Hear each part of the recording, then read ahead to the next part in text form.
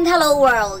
Good morning! Alright guys, for today's video, randoms lang po ito sa aking bakasyon sa Pilipinas mga guys. Kaya wag na kayong magtanong kung sa Pilipinas pa ba ako o hindi dahil masaya na po ako sa lugar kung saan man ako naroroon ngayon.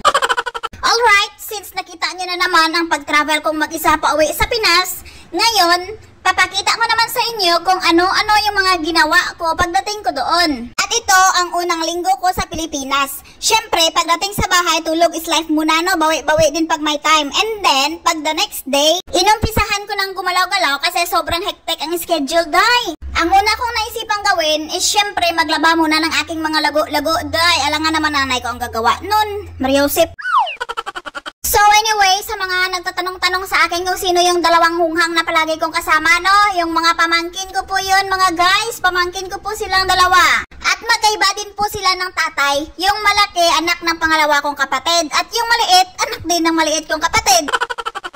Kung dati, sa tuwing umuwi ako sa bahay ay sobrang tahimik ng buhay ko. Pero ngayon, ayoko na talagang mag-talk. Kasi isa pa lang yung nasabi ko, 3 na sa kanila. 2 pa sila ha, edi 6 na yun. Ito naman, tradisyon na po naming mga farmers ito sa bukid na kapag tapos na kayong kumain o wala na kayong magagawa sa buhay, ay magduyan-duyan na lang kayo sa labas sa ilalim ng puno dyan sa inyong bahay.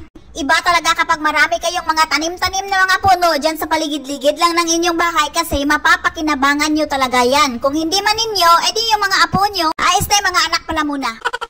Marami ang pakinabang talaga kapag may mga itinanim kayong mga puno sa paligid ng inyong mga bahay, lalong-lalo na yung mga fruit trees. O diba amazing yun, habang naglalaro kayo o nagpapahinga dyan sa silong niya, ay makakain nyo pa ang bunga niya. Sipag lang talaga at syaga ang puhunan nyo dyan, mabibigyan niya na kayo ng magandang kabuhayan.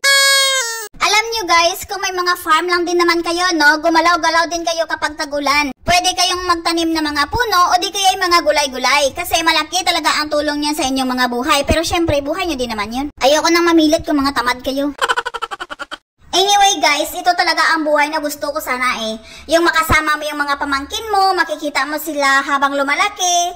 Tapos kasama mo yung mga magulang mo, makikita mo sila habang tumatanda. In short, yung makasama mo yung pamilya mo sa hirap at ginawa ba? Kaso hindi pwede. Kailangan talaga nating isakripisyo yung mga kagustuhan natin para sa mga pangangailangan natin. Kaya saludo talaga ako sa mga OFW na mga nanay na maliit pa yung mga anak nila, iniiwan na nila para maghanap buhay sa ibang bansa. Imagine ha, iwanan mong maliit ang anak mo, tapos pagbalik mo parang hindi ka nakilala. Hindi basta-bastang sakripisyo yun. Kaya sa mga nanay na mga OFW dyan, kailangan nyo talagang magpakatatag kasi wala na talaga kayong choice. Yun na lang talaga.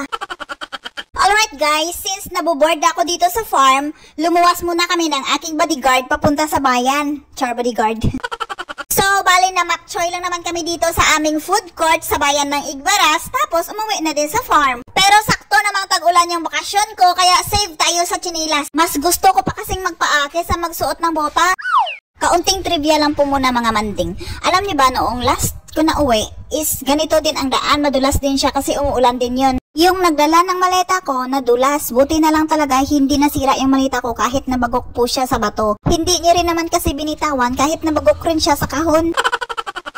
Anyway, nakakalungkot tignan ang farm ng aking mga lolo. Na-landslide po yan and sobrang delikado po siya kapag malakas ang ulan sa gabi. O kahit nga sa araw, baka kasi umusad ulit. And magkatabi lang po dyan ang bahay namin kaya alerto po sila sa gabi kapag malakas ang ulan. Minsan nag-aal sa balutan sila dito sa bahay kubo na pinatayo ko para may ma-evacuatean sila kapag malakas ang ulan doon sa baba. Minsan kahit walang ulan pero dito sila pumirme kapag may trabaho sila sa farm.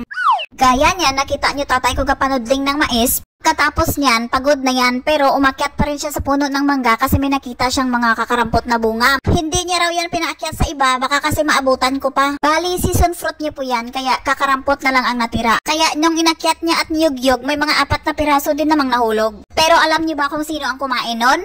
Ay ang 3 mga animalis na yan ang kumain, hindi nila ako tinirhan. Yung feeling na akala mo binabalatan nila para pagsaluhan ninyo. Ayun pala, paglabas mo sa kwarto, ubos na. Mapapawaw, baghak ka na lang talaga.